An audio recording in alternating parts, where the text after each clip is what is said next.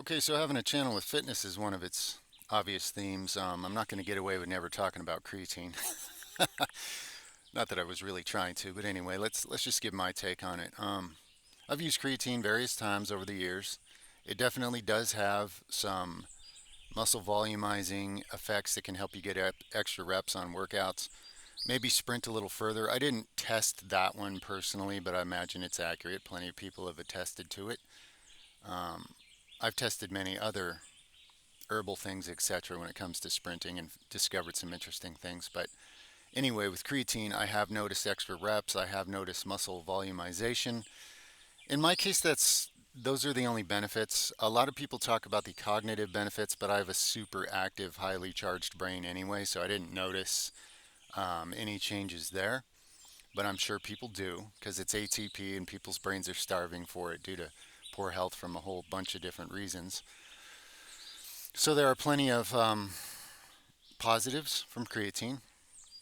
I've only ever used, well, when I was younger, a lot younger, I fell for scams on different types, but the only type you can really trust and keep it simple, as far as I know, is just creatine monohydrate, um, the original formula.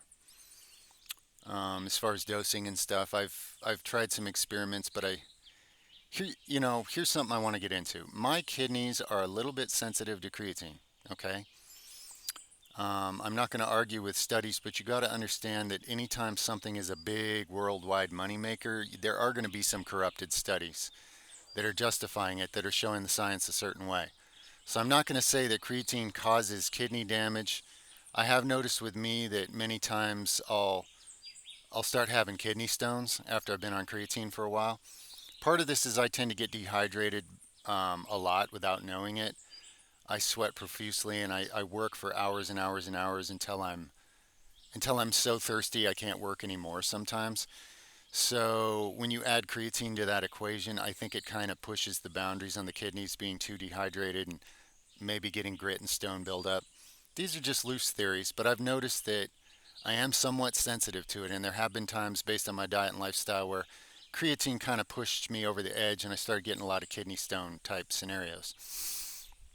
That said, I don't think it's something to fear. I just think that's something to share. Pay attention to your own physiology. Not everybody reacts the same to everything. One man's poison can be another man's, medicine. There are such things as allergies. There are little nuances and idiosyncrasies to where, different people's bodies will react to certain things slightly different. It doesn't mean you have a disease per se.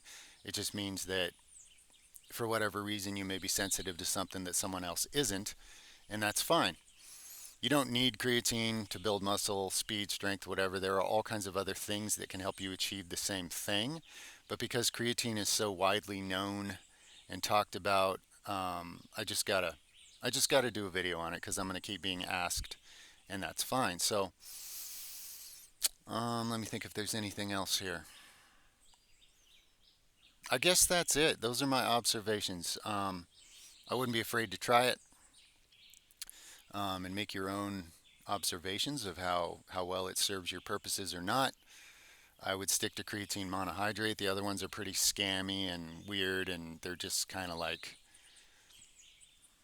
unpredictable and unsafe in a lot of cases. So keep it cheap, keep it simple. Drink extra water. That's kind of a known thing. You're supposed to drink extra water to help with the cell volumizing effect and the way it causes your body to use water a little bit differently. And like I said, since I tend to push myself into states of dehydration, um, I've noticed that if I'm taking creatine during a time like that, I am more prone to developing issues with kidney stones, okay?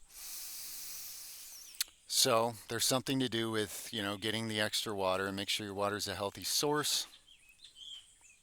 That's foundational to this. If you're drinking like tap water in a city, drinking extra tap water, you're just shortening your life and damaging yourself. So consider the water source. But if you have healthy water, drink extra and do an experiment and draw your own conclusions if you want to. That would be my common sense, which is ironically, sense is uncommon. But anyway, that's another topic. So there's my take on it. Keep it simple, leave it loose.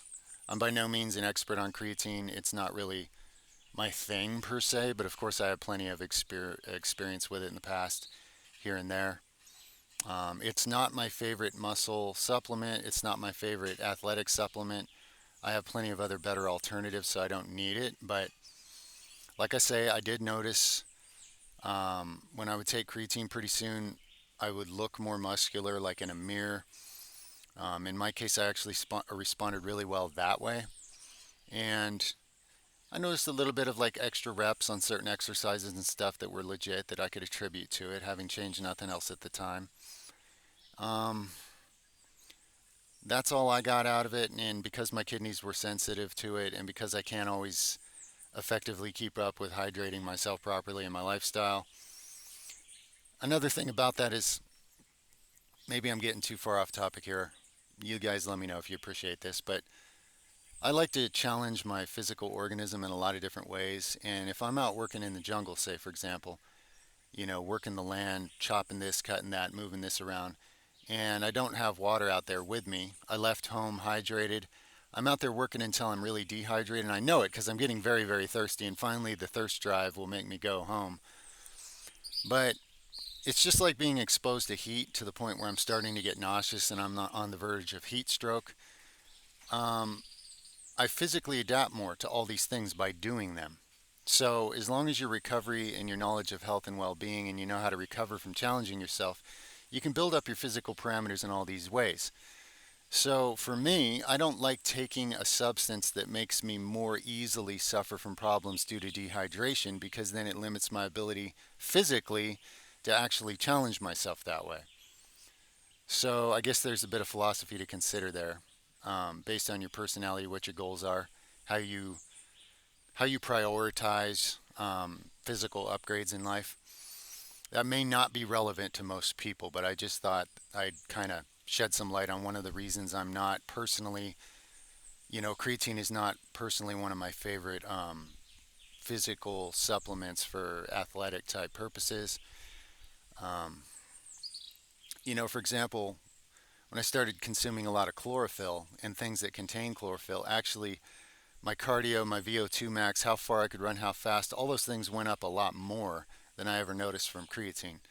And even strength, ecdysterone, for example, if you get a good product and you can digest it, I get a better increase to like reps on exercises from that than I do creatine. But that costs more and you have to take higher doses to make it work. But I've had zero negatives from that. So if I'm going to spend money on a supplement to add to, strength training, endurance training, and just overall athletic function in life, creatine would not be in my top choices. However, if you're on a budget and your lifestyle's, and whose lifestyle is like mine, like nobody really. So I'm just throwing this all out there to consider some different things. A lot of people really love creatine. They get a lot of benefits from it. They like the mental benefits they notice. I didn't get that from it because I think my brain is really high energy to begin with for whatever reason. Well, actually, the reasons are deep detox and cellular upgrades and DNA activation, a whole bunch of other stuff. So I don't really notice a brain boost from it.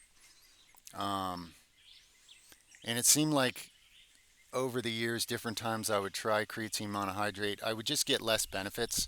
I didn't need it as much, in other words. So it wasn't doing as much for me. And there's still the potential issue with water balance and water needs and being more sensitive to dehydration and then getting kidney stones. And I've rambled on about all this long enough now, so that's my creatine video. Um, Had to do it because there's fitness on this channel. All right.